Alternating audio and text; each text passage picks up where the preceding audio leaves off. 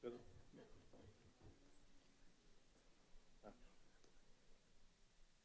¿Funciona esto? Sí.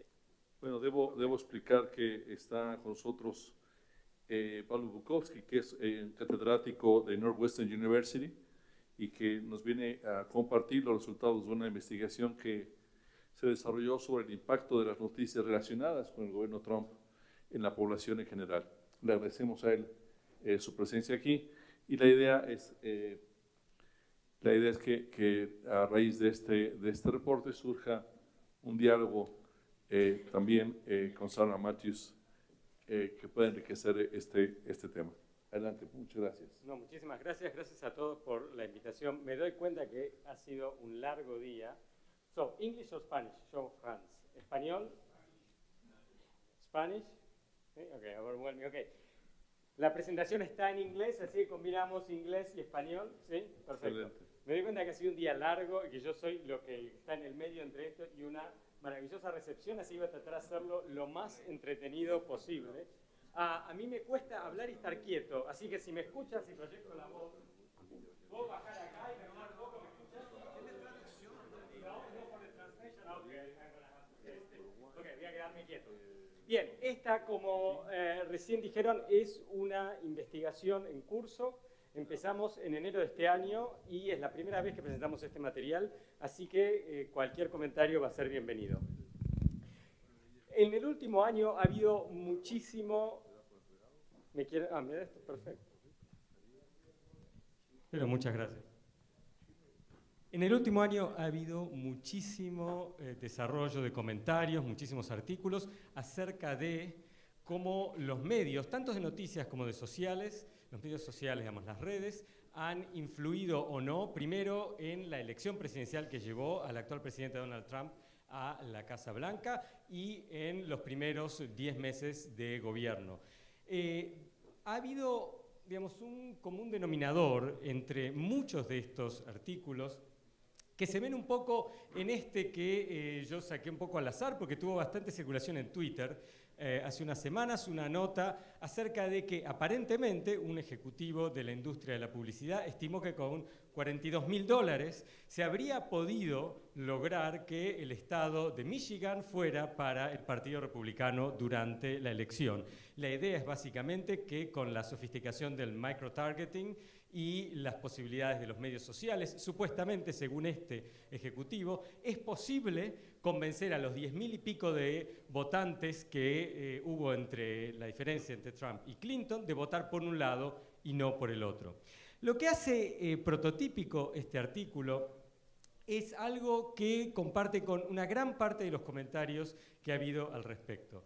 En primer lugar, que el foco está puesto en qué tipo de información circula tanto en los medios como en las redes sociales, ¿sí?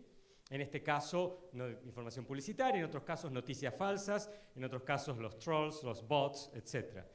El segundo punto tiene que ver con que la mayor parte de los artículos utilizan datos cuantitativos, numéricos, cantidad de dólares, cantidad de clics, viralización, etcétera, etcétera. Y el tercer común denominador tiene que ver con que pintan implícita o a veces explícitamente una imagen de los medios sociales o de noticias, en muchos casos ambos, como muy poderosos, y las audiencias, el público, los lectores, como bastante pasivos, como receptores, ¿sí?, vacíos de información. La imagen acá de la aguja hipodérmica es un poco una metáfora hacia investigaciones que sucedieron hace 70, 80 años, acerca de cómo de alguna manera los medios pueden inyectar en el tejido social, como una aguja hipodérmica, virus informativos que hacen que se cambie, ¿sí?, de conductas sociales, así como los virus infectan de alguna manera el cuerpo de los individuos y los organismos vivientes. Lo que yo quiero hacer en esta presentación es tomar una perspectiva complementaria a la perspectiva de la mayor parte de los análisis, y no es mirar tanto qué información circula en las redes o en los medios, sino cómo esta información es recibida por las audiencias. y hacerlo a partir del análisis no de datos numéricos con encuestas, con análisis cuantitativo, etcétera, sino de datos cualitativos, de entrevistas en profundidad con 72 personas en las zonas metropolitanas de Chicago, Miami y Filadelfia, realizadas entre enero y octubre de este año. Es una investigación en curso, seguimos realizando entrevistas a medida que avanza el año. La muestra no es representativa, ¿sí? Pero sí es altamente diversa en todas las dimensiones que se puedan imaginar, desde género, etnicidad, raza, nivel educativo, ocupación, origen nacional en caso de los inmigrantes, etcétera, etcétera. Lo que surge de mirar las transcripciones, yo hice algunas entrevistas y colaboradores hicieron otras, lo que surge de mirar, de leer estas transcripciones, es que los lectores no son pasivos, son estratégicos, son conscientes, altamente emocionales y fundamentalmente apegados a la información. Y estos son 4 mecanismos que median entre el estímulo informativo que reciben en los medios y en las redes y su interpretación, su recepción acerca de este material. Lo que quiero hacer en los próximos 15 o 20 minutos, voy a hacerlo lo más rápido posible porque sé que ha sido un día largo, es contarles un poco qué significa cada uno de estos mecanismos y después sacar un par de conclusiones generales. Lo primero es que la gente elige estratégicamente, selecciona estratégicamente en qué fuentes de información se informa, tanto en los medios como en las redes, y dentro de esas fuentes, a qué artículos, a qué posteos, a qué tweets le presta atención. ¿Sí? No es que la gente azarosamente o sin pensarlo, por una cuestión, digamos, de rutina, elige a uno y no elige a otro. Lo elige de una manera altamente estratégica y mucha gente elige más de un sitio y compara perspectivas distintas. Por ejemplo, la primera cita es de un veterano, sí, que vive en el área de Chicago, vota al Partido Demócrata, pero rutinariamente lee el Marine Corps Time para enterarse de qué piensa el otro lado. ¿Sí? Esto es algo que surge mucho en las entrevistas donde la gente, sobre todo a partir, yo diría, de febrero, marzo, ¿sí? Empieza fuertemente a interesarse por adquirir perspectivas múltiples respecto de la información. En el caso de las redes sociales, la selección estratégica tiene que ver con a quiénes de sus contactos le prestan atención, ¿correcto? Y la gente lo que dice consistentemente es que le prestan atención a contactos que saben un poco lo que piensan y que son relativamente honestos y confiables y que sobre todo postean poco o tuitean poco. Si uno postea mucho o tuitea mucho, la palabra queda devaluada. Y lo que pasa es que cuando uno se entremezcla el consumo de noticias con la vida social de todos los días, suceden cosas, sí, como lo que le pasa a una entrevistada de unos 30 años de la zona de Miami, que dice que ella es republicana, pero se está casando con una persona del Partido Demócrata y tiene muchos de los amigos de su futuro esposo, que también son demócratas, en su muro de Facebook, con lo cual eso de alguna manera moldea cuánto le presta atención a esta gente y a quién le presta atención. Entonces, lo primero que vemos es que hay una selección, una curaduría muy estratégica, muy pensada y muy consciente respecto de dónde se abreva para adquirir información acerca del presidente. El segundo punto tiene que ver con que una vez que se elige de dónde se saca la información, esa información se procesa de una manera altamente consciente, reflexiva, mindful, como se diría en inglés. No es que es algo al cual no se le presta atención a cómo se interpreta la información. Se está permanentemente pensando acerca de la información que se recibe. La primera cita es de una persona que podríamos llamar Ofelia. Yo uso seudónimos para proteger la privacidad de las personas que entrevistamos a lo largo de todo el artículo. Ofelia es una persona de en sus 50 años, una ama de casa con estudios secundarios, pero no terciarios, no ha ido a la universidad, que vive en la zona de Florida, en el sur de la Florida. Es latina, es mujer, ella es votante republicana y su medio favorito es Fox. Sin embargo, regularmente, a la par que mira Fox, está mirando CNN, ¿sí? Y está mirando CNN y le enoja, digamos, que CNN no entiende la perspectiva que presenta Fox, ¿sí? Y lo que dice ella, ¿sí?, es que los medios, como CNN, por ejemplo, reportan como reportan porque no entienden al presidente y no pueden ver más allá. Pero ella sí, en cambio, puede ver más allá y no le molesta, ni como mujer, ni como minoría, las cosas que supuestamente, según Fox, está haciendo el entonces presidente Donald Trump. Otra gente, cuando piensa en los medios de comunicación, se hace todas estas preguntas. Están tratando, como en la segunda cita, están tratando de decir cosas que tienen contenido fáctico o está altamente cargado de opinión, están tratando de ser sensacionalistas, etcétera, etcétera, etcétera. Y ante la duda, lo que vemos más y más es que hay chequeo. ¿Sí? Quizás, obviamente, no es el chequeo que todos ustedes profesionales del periodismo hacen, pero el chequeo consiste en búsquedas en Google, visitas a Wikipedia y mirar si una misma noticia está en más de un sitio, como para de alguna manera cerciorarse de que no es una noticia falsa.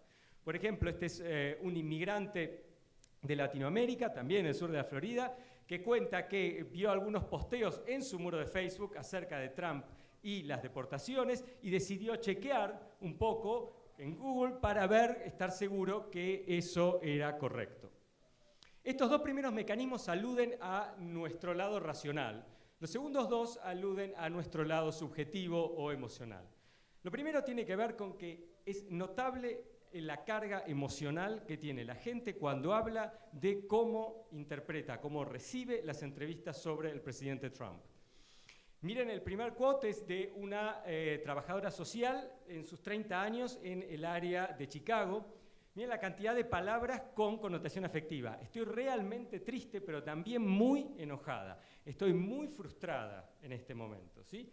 Esta carga afectiva a veces la gente lo usa para distanciarse de la información, como por ejemplo en el segundo quote, donde la persona toma con un poco de solfa, como diríamos en Buenos Aires, con un poco de risa, el flip-flopping de los medios respecto de la posición con la historia del ex jefe del FBI, James Comey, y los apoyos y las críticas que tuvo de los distintos partidos. A veces, en lugar de distanciarse, esta alta carga afectiva hace que las personas se involucren enormemente, ¿sí?, en la historia. El tercer quote de una persona cuyo padre es un republicano acérrimo, dice que después de ver todos los talk shows, como los programas de Sean Hannity y Lou Dobbs, etcétera, etcétera, el padre está amargo, miserable, quejoso, ¿sí? Y genera estados afectivos fuertes. Una cosa que yo hice con las transcripciones de las entrevistas fue contar cada una, ¿sí?, de las palabras que se usaban para referirse a estados afectivos. Y con eso, también una frecuencia y una nube, un word cloud, ¿sí?, una nube de palabras que representan un poco la valencia afectiva del discurso general. Y es una valencia, como ustedes pueden ver, altamente negativa. Enojo, ¿sí?, anger, o rabia, como quizás se traduciría un poco más coloquialmente, es la emoción dominante. Y no es la emoción dominante solamente de los que están en contra, sino también de los que están a favor y se sienten incomprendidos o no representados.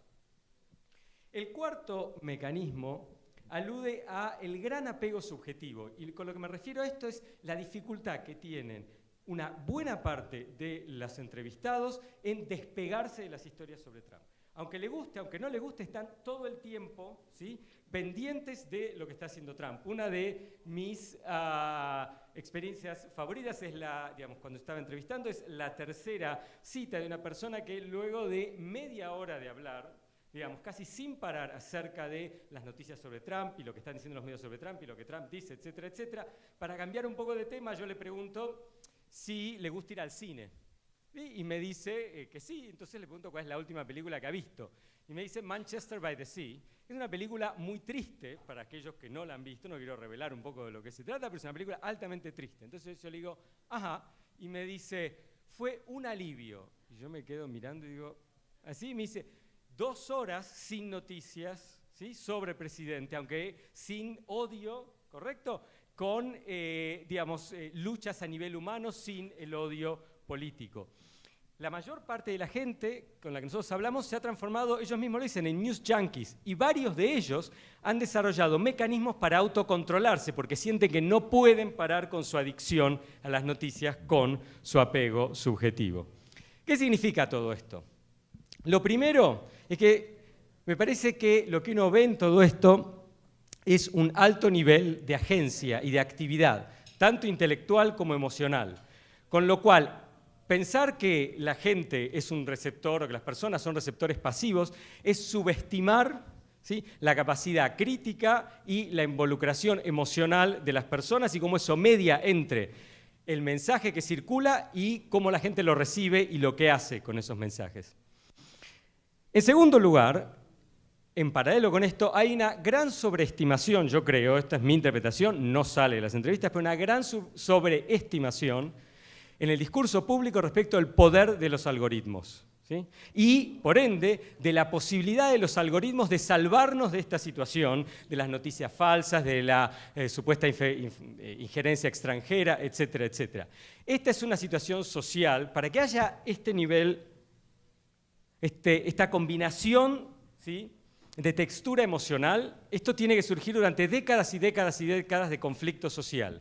Para resolver esto que no ha sido causado por ningún desarrollo tecnológico, va a llevar mucho más tiempo y no es algo que pueda ser resuelto por la tecnología, puede ser ayudado por la tecnología, pero ningún algoritmo va a resolver esto, con lo cual, junto con la no subestimación de las personas, me parece que es importante no sobreestimar a los algoritmos y aparte entender que los algoritmos no son las redes.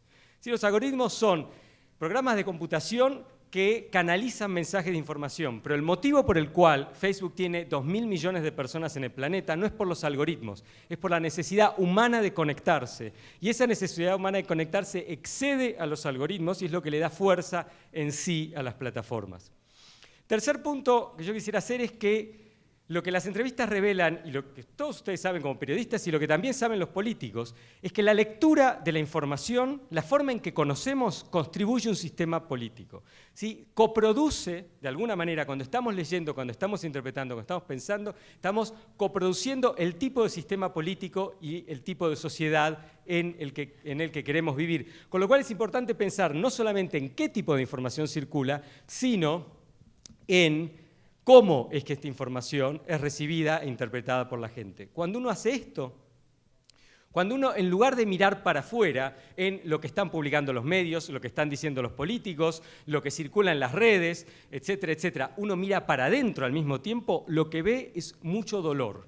De los muchos artículos que yo he escrito en la última década, este fue el más fácil de pensar en mi cabeza y el más difícil de escribir, por el gran nivel de dolor que se ve haciendo las entrevistas y que se ve leyendo las transcripciones. Sin embargo, esto también revela, yo creo, ¿sí?, un motivo para la esperanza, ¿sí?, que tiene que ver con que lo que vemos es, al tener una cultura de la lectura más crítica de lo que quizás se piensa y con mucha más involucración subjetiva y emocional, es esta cultura de la lectura la que a la larga va a ir generando los anticuerpos, y en parte ya lo está generando, ¿sí?, de la gente volverse mucho más crítica, mucho más escéptica y mucho más consciente y reflexiva respecto de lo que está leyendo. Y en este proceso yo creo que el periodismo tiene un rol muy importante, ¿sí?, para jugar, que en parte, digamos, se puede llegar a manifestar en dos procesos en paralelos.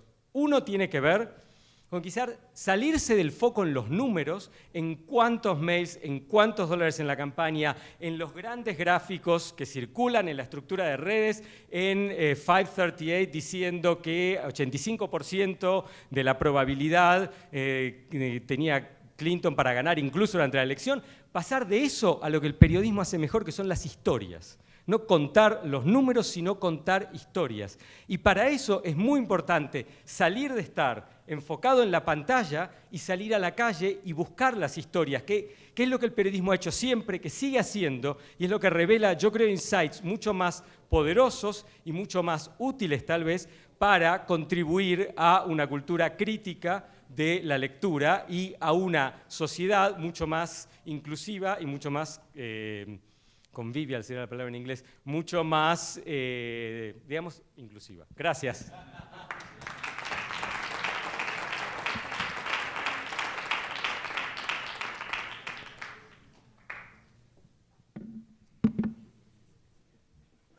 Bien, pues una presentación vibrante. Sé que estamos terminando, pero creo que valdría la pena tener algún comentario sobre este informe.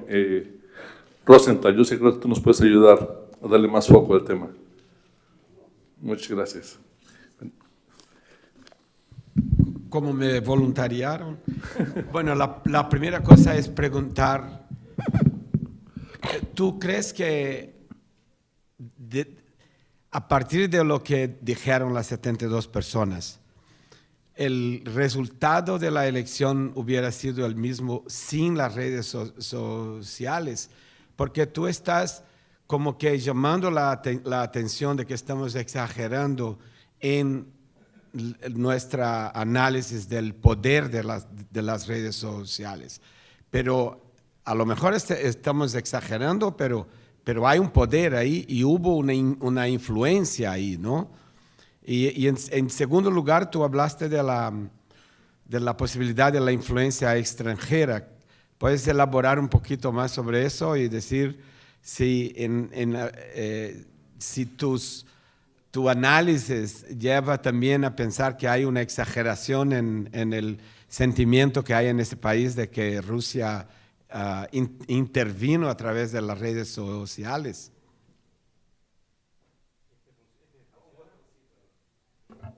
Hola, hola. Sí, ok.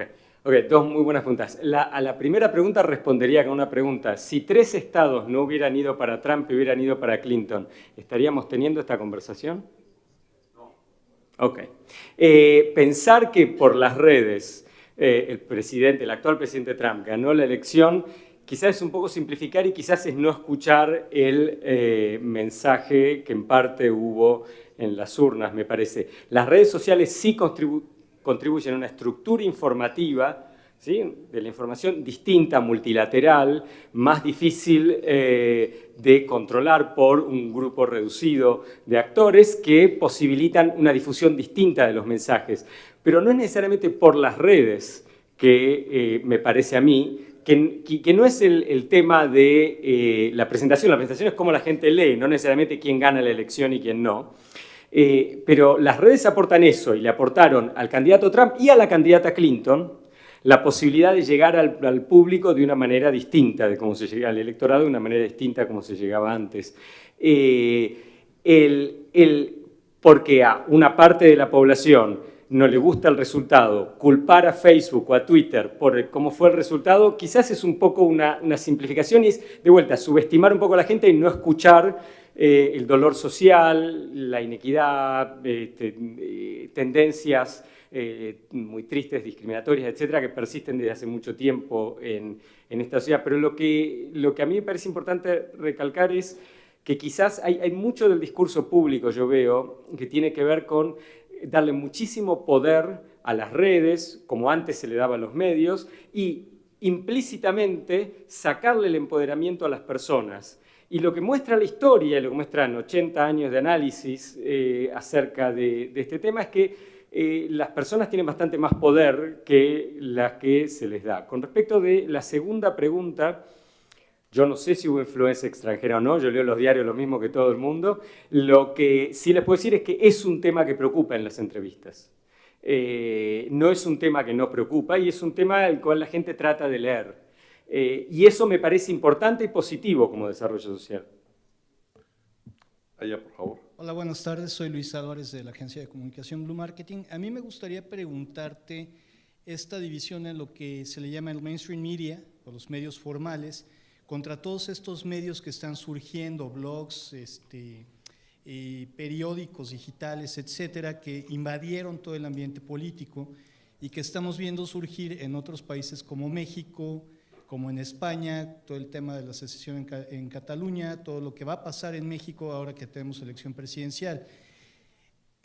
¿Cómo se combate eso? Porque son medios que están surgiendo expresamente para desinformar, esos son los verdaderos fake news.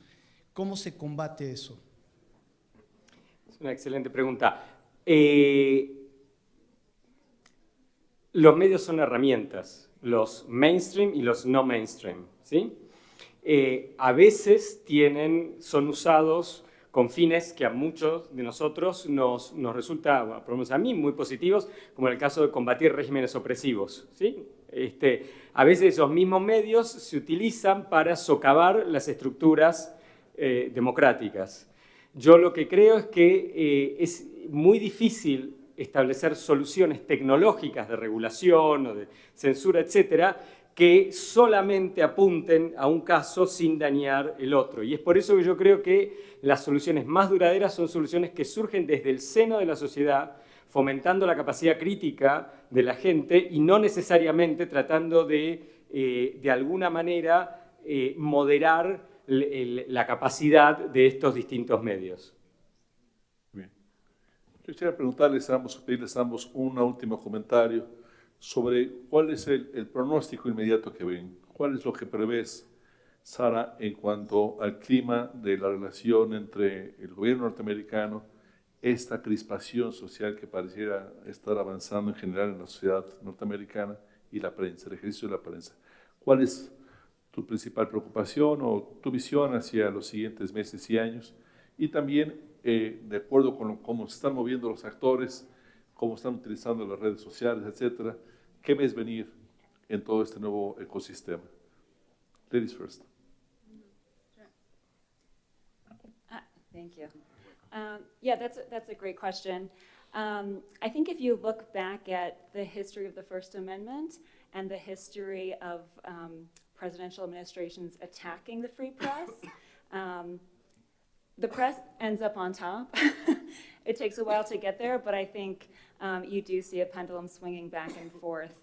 And right now we're in a relatively dark time where you have an administration attacking the press and doing everything they can to demonize the press and undermine their credibility.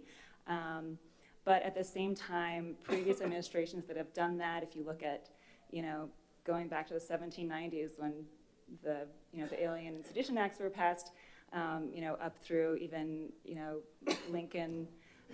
Actually, many journalists were jailed during that time too, and then Wilson's time and Nixon. You see the press coming back, even stronger, and that's sort of like the long-term trajectory. So I think that should give us all hope. And since we have press freedoms enshrined in the First Amendment, and courts have really recognized that amendment, I think Floyd Abrams recently called it the rock star of the U.S. Constitution. So because the courts have recognized this broad, robust for the freedoms, I think that should give us some comfort. And in terms of the role of social media, I mean, social media has played a really important role in national discourse, and we're facing some really interesting questions about what we do in terms of regulating ads on that space, and do we do that? But I think we should just be wary of the dangers of censorship on social media, and just because of that slippery slope, if we start censoring propaganda, where do we draw the line and how do you define that? So we should just be wary of that. Pablo, thank you. So, con respecto de los medios y las redes, el New York Times, la corporación New York Times, tiene una capitalización de mercado al día de ayer de 3.300 millones de dólares. Facebook ha superado los 500.000 millones de dólares. Es más de 160 veces más grande que el New York Times. El motivo por el cual el New York Times ha crecido como ha crecido en el último año, su cotización en bolsa es muy superior, tenía una cotización mucho menor antes, pero aún así es muy pequeña en relación a lo que es Facebook, es que Facebook le otorga a la gente la capacidad de expresarse y de cumplir una necesidad de expresarse, de compartir lo que le resulta importante en su vida cotidiana. Y es por eso que es eso lo que motoriza nuestro uso constante de Facebook. No solamente que haya 2.000 millones de personas en el planeta que tienen cuenta en Facebook, sino la cantidad de minutos por día que pasan y la importancia que tiene un posteo en Facebook para cada una de ellas. Yo no sé si en el futuro va a ser Facebook o cualquier otro competidor, pero una vez que se han creado estas plataformas comunicacionales y la gente las usa, es muy difícil para la gente despegarse de ellas. Con lo cual, en el futuro lo que yo veo es, por lo menos en el futuro muy inmediato, una utilización cada vez mayor, con cada vez mayor intensidad emocional de estas redes y Yo tiendo a creer, basado un poco en la historia reciente y en lo que ha pasado últimamente en este país, que la gente a la larga va a desarrollar capacidades críticas respecto de la información que tiene en Facebook, así como ha desarrollado capacidades críticas respecto a la información en los medios de comunicación. No nos olvidemos que los medios de comunicación existen hace décadas, las redes sociales solamente hace una. Con lo cual, yo no subestimaría de vuelta a la gente y me parece que las soluciones más robustas y más duraderas siempre son las que emergen bottom-up, no las que se superimponen desde arriba. A mí me parece que Martín tiene... Sí, claro. Sí, Martín, por favor. Una pregunta justamente vinculado a esto, a que la gente genera sus propios anticuerpos, y vos comentabas que de la investigación surgía que muchos buscaban el rechequear las informaciones que recibían por otras fuentes, por otros medios. ¿Cómo se entiende este proceso que aparecería como una especie de vacuna contra la fake news, o por lo menos un rechequeo ciudadano de la información, con otra tendencia que pareciera creciente, y es la de la polarización y la de sectores que pretenden en general solo consumir información que ratifica sus propias posiciones y rechazar cualquier cuestión que las desafíe? Incluso, aunque esto implique tener que consumir noticias falsas, pero en tanto ratifican sus posturas ideológicas, las toman como verdaderas. Es una excelente pregunta, pero no son mutuamente excluyentes. O sea, es posible interesarse por lo que piensa el otro lado y aún así que eso refuerce la creencia previa. Por eso es lo que contaba yo de esta señora, a la que llamo Ofelia, como seudónimo, que ella mira todo el tiempo CNN y eso le reconfirma la validez de lo que ve en Fox. ¿Sí?